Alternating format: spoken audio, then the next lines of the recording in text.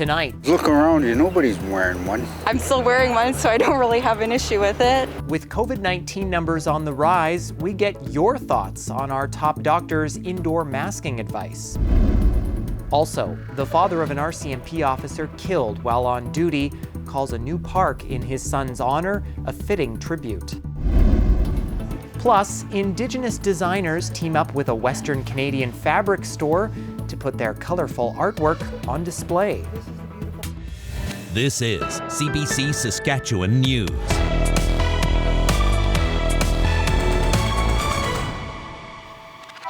It is Monday, August 22nd, and the CBC Saskatchewan News starts right now.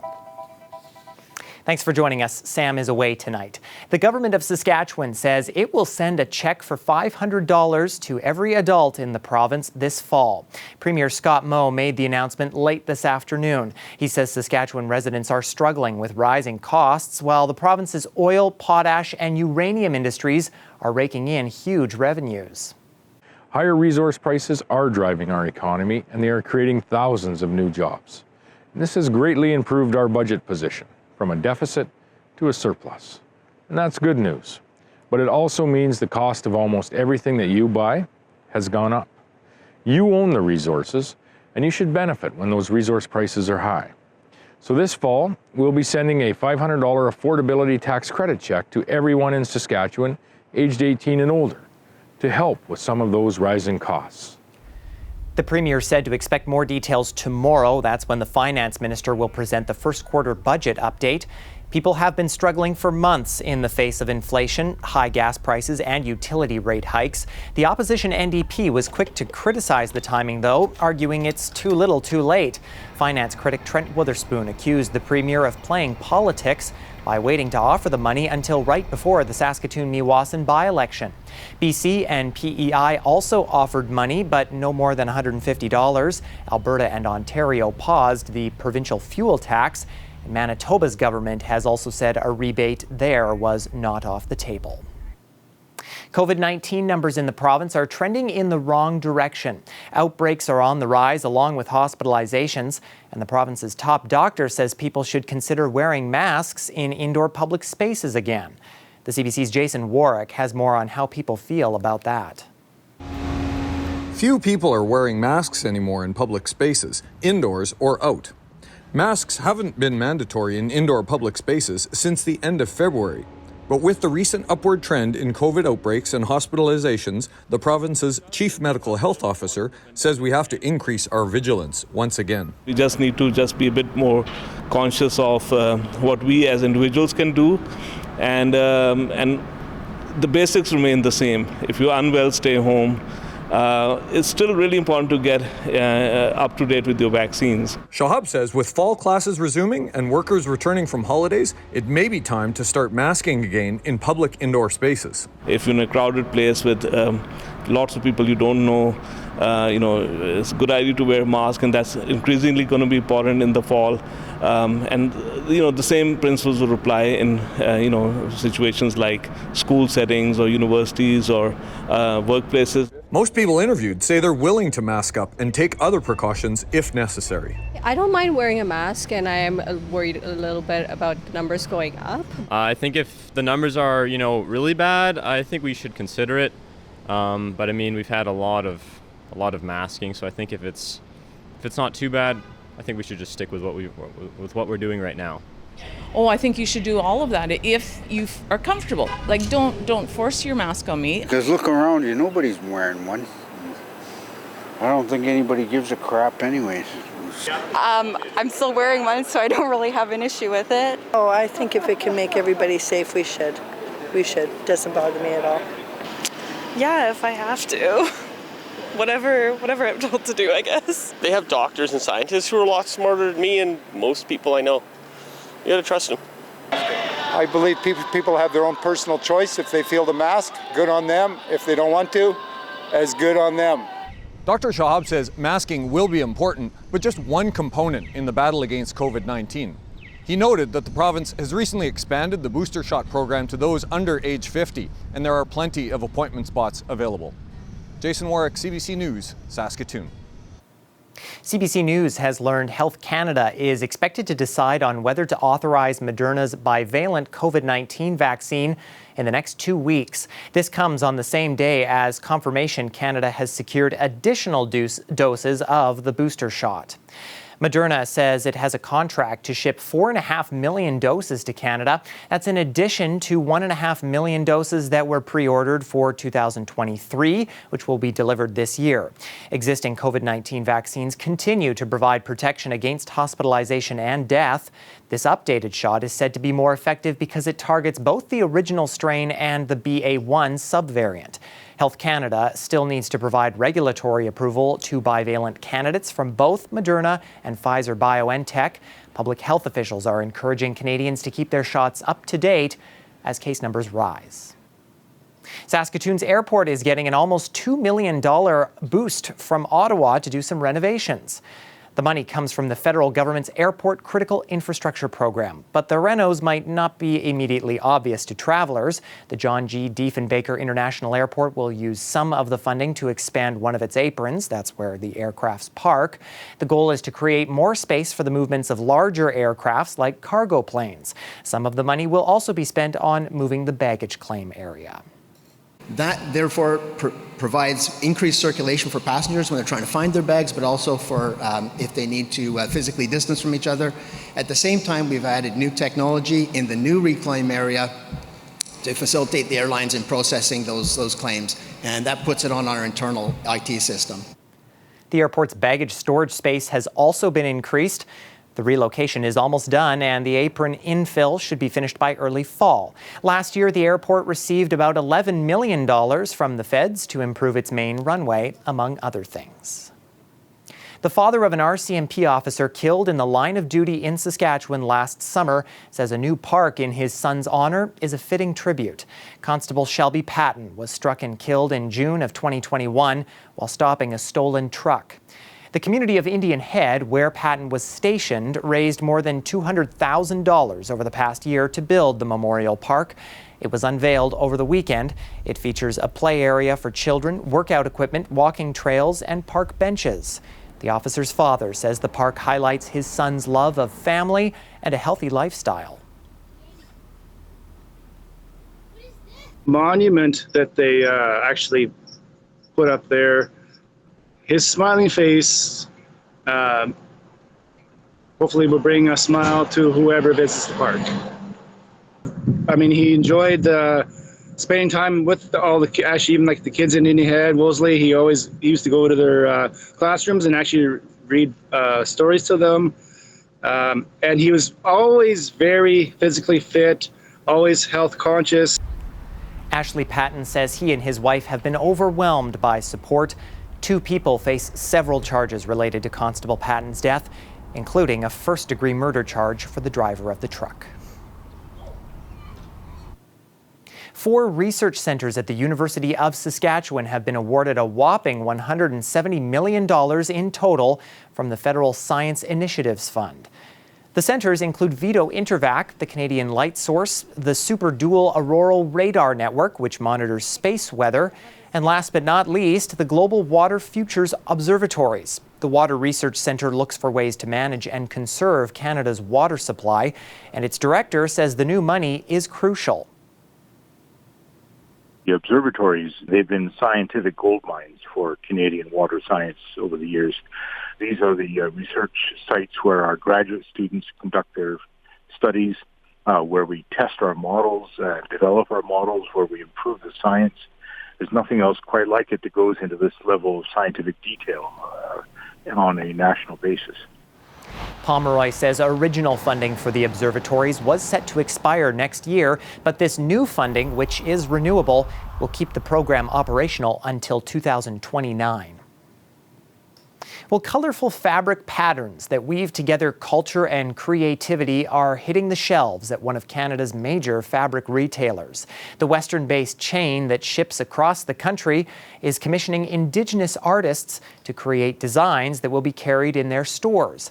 The first bolts of the new patterns have been rolled out, and the material is getting noticed.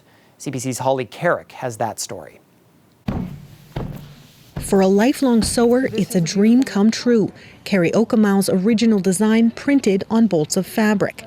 I need to see it to believe it because I'm still in a state of shock. Okamau is the first artist to have her work printed on limited edition links of cotton at Marshall Fabrics. The Manitoba-raised designer blends both her Cree and Ojibwe roots. She's been sewing and beading powwow regalia for more than 20 years. All of a sudden, my floral designs are being showcased by a fabric store that I love. If you have it for a skirt, it's going to hang beautifully. The Winnipeg-based fabric store rolled out the new line on Wednesday. Store manager Beth Cernick says she's already received orders from BC, Nova Scotia, and the United States. Everybody really likes it. I mean, it's bright and it's colorful and it's happy and it's got the strawberries on it, which is very important. Cernick says the shop has been looking to team up with artists like Okamau for years. We do sell a lot of Indigenous prints in our store, but a lot of the companies who are making Indigenous prints are not using Indigenous artists. So I thought it was important that they started having representation in the fabrics that we're selling. Every 6 months, the store plans to feature a new design by a different Indigenous artist. They're hoping to have the next batch of fabric in stock by the end of the year. Tasha Adams was in Winnipeg on Thursday to check out the new designs. I like the old school original prints of Cree and Ojibwe flowers. I like the strawberries on it. I like all the mixture of the colors in it. It reminds me very much of our culture. Adams purchased some of the fabric to make woodland dancer regalia for her son. Like 10 years ago when I made regalias with my mom, this wasn't anywhere in any store. Okamau says it's important for Indigenous artists to be part of the process when it comes to showcasing their culture. I feel really blessed to be part of that movement because it wasn't too long ago that our ancestors used to have to hide our practices. Just 500 meters of each of the 6 colors will be printed. Work with 2 more artists is already underway, and the store is still looking for more. Holly Carrick, CBC News, Winnipeg. Any potential quarterback controversy was quickly put to rest by the head coach of the Saskatchewan Roughriders today. Cody Fajardo will start against the BC Lions in Vancouver this Friday night. Fajardo had one of his tougher outings as a Rider last Friday in the first of back-to-back games with the Lions. He threw for only 41 yards, completing just over 60% of his passes, and was intercepted twice before being pulled late in the first half. The head coach hinted post-game they may consider giving Fajardo some time off to give backup Mason Fine a start or two. However, it was Fajardo running the first-team offense at practice today.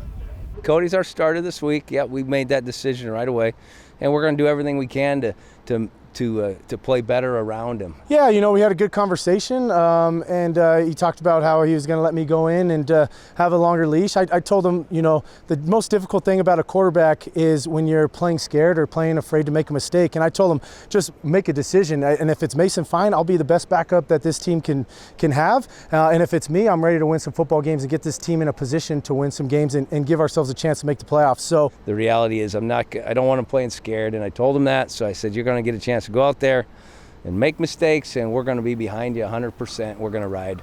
I told them we're going to ride with you. The Riders are expected to have receivers Kyran Moore and Shaq Evans back in the lineup Friday after long absences. However, running back Jamal Morrow is out for up to 2 months with a broken hand, and receiver Duke Williams will miss at least a week with a hip injury. Well, harvest season is upon us once again, and it was a nice, warm, dry day in much of the province to get the combine into the field. But will this harvest-friendly weather be sticking around for the rest of the week? Meteorologist John Sauter has your forecast when we come back.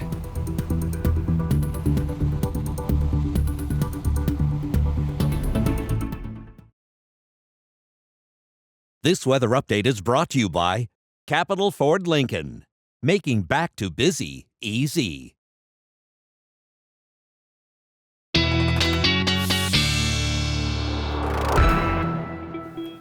Well, not too bad of an evening if you're heading out for a walk or a slow pitch game or whatever's on your calendar this evening. Still 30 degrees in Regina. Some thunderstorms and smoke might get in your way, though. Meteorologist John Sauter joins us now with a look at your weather. John?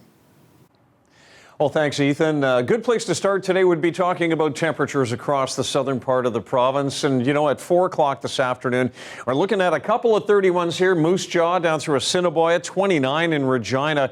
A little more comfortable farther north, but 29 in Swift Current. Got a 29 in Estevan, 25, pretty comfortable day in Yorkton. And we also have to talk about some smoke in the northern prairies because fires in the Northwest Territories have given us some smoky conditions in parts of Alberta and Saskatchewan, where we've got an air quality statement in effect. And, just to the northwest of Saskatoon, these are areas where smoke is wafting down to the south and affecting areas that you're seeing in the shaded blue here. So some pretty smoky conditions out there. We've also seen a few storms earlier today through the Saskatoon area. A couple of showers in and around the Regina area. Nothing really that ended up being severe weather, but this will continue to move off to the east on into the evening. And you can see in Radville, or just south of Radville, the extreme southeast corner of Saskatchewan, starting to see some of these storms getting a little more vigorous. That will be the order of the evening as we look at Monday night at 9 p.m. We're seeing some of this moving off to the east and then sort of redeveloping for the overnight period. So Saskatoon out of the woods here, but Regina up toward Yorkton, and then on into the morning hours, that system starts to move off into Manitoba, and we're left with some cloud cover that does clear quite early in the day. So we're back into generally a sun-cloud mix and only a slight chance of a shower as we look at Wednesday on into the morning. We'll start to see a separate system moving into that part of the province on Wednesday morning. Visibility forecast for tonight. After we see that system move through on into the morning hours, we could see some lower visibility, certainly Saskatoon at only 600 meters on the visibility forecast. So conditions for tonight look like this. Lows are pretty much around seasonal, a chance of a shower or storm here in the southeast, and then the southwest, we've got some patchy fog, clearing skies around Saskatoon, but watch for patchy fog as well, and we could see some of that fog around the Prince Albert area and clearing but hazy conditions in La Ronge. And then tomorrow, lots of sunshine on the way for northern parts of the province, and we get into the heat as we head farther south. Patchy fog in the morning hours in some locations, but 29 in Swift Current, Kindersley tomorrow. Looking at 24 in Regina, a chance of an afternoon storm in Regina and areas out to the east. This is your long-range forecast. Sunshine through the later part of the week, but more storms are possible on Friday. That's for Regina. And then for Saskatoon, we look at sunshine on Wednesday and Thursday. The heat continues. And then we're into some more stormy weather for Friday and for Saturday in Saskatoon.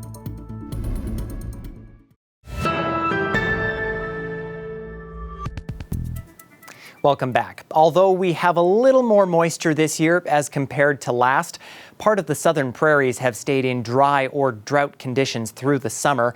It's something the area is known for, though. It's called Palliser's Triangle, and historically it was considered useless for agriculture and settlement. CBC's meteorologist Christy Kleimenhege explains. The heat was very great while traveling through miles of burning sand. When John Palliser wrote those words in 1862, he wasn't talking about a desert, but he was actually describing a swath of prairie grassland that stretches from southeast Alberta to southwestern Manitoba. He deemed the area, much of which is the traditional territory of the Blackfoot Confederacy, useless for agriculture. Today, the area is known as Palliser's Triangle, and while it's typically dry and windy, it actually makes up the heart of Canada's breadbasket, a region known for its cropland. So why did Palliser think the opposite? First off, when Palliser visited the area in the late 1850s, he would have seen it in the middle of a drought, and the route he followed took him to the Elbow Sandhills in Saskatchewan and the Middle Sandhills in Alberta, both known for their unique sandy topography. Now, you can still find dunes in the southern prairies today, but they're relatively sparse and rooted by grasses and sage. Back when Palliser saw them, they were much more active, and the dunes would have been more widespread and look a little more like a desert. So what's changed since then? Our sand dunes in the southern prairies formed thousands of years ago due to glacial ice melt, and those active dune fields have been slowly shrinking ever since. However, when Palliser saw the dunes in the mid-19th century, land practices were different than they are now, and disturbances from wildfires and even bison would have kept the dunes more active. Today, most sandhill areas are used as dryland agriculture for grazing cattle, which decreases dune disturbance significantly. But as we've already seen happen in Palliser's Triangle, we know that the dune fields can always change. As our climate warms, increasing the risk of drought, it's possible that the area could revert to the desert-like environment Palliser witnessed. Extended drought conditions, perhaps even longer or more severe than we've seen historically, could reduce the vegetation that holds that sand in place and expand margins of active dune areas, which would have an impact on livestock and crops in the area. At this point, dune activity remains fairly low, so it's considered a managed risk. But given the importance of the ecosystem our prairie sandhills provide, it's something climate scientists will have to closely monitor in the future. Christy Kleimenhage, CBC News, Edmonton. And staying with drought now, large parts of southwest China are dealing with a relentless heat wave that is drying up rivers and lakes. The accompanying drought has left many farmers struggling to save withering crops under the scorching heat. In central Hubei province, fire engines distributed water to some villages, and to help with irrigation, several fish farms in southern China saw mass die-off of its sea bass. The estimated losses due to high temperatures are at more than $19 million. Extreme weather also triggered forest fires in some mountainous areas. And in Texas, it's record rainfall causing problems. Flash floods quickly inundating streets in Dallas after heavy rain began Sunday. This after months of intense drought and heat in that part of the United States. Dallas police say they responded to several high water calls in the city, and that added to Monday morning commute challenges, with drivers urged to take alternate routes. Some areas recorded overnight downpours measuring nearly 40% of average total rainfall for the year. This is the third once-in-a-thousand-year rain event that the U.S. has experienced in just 1 week.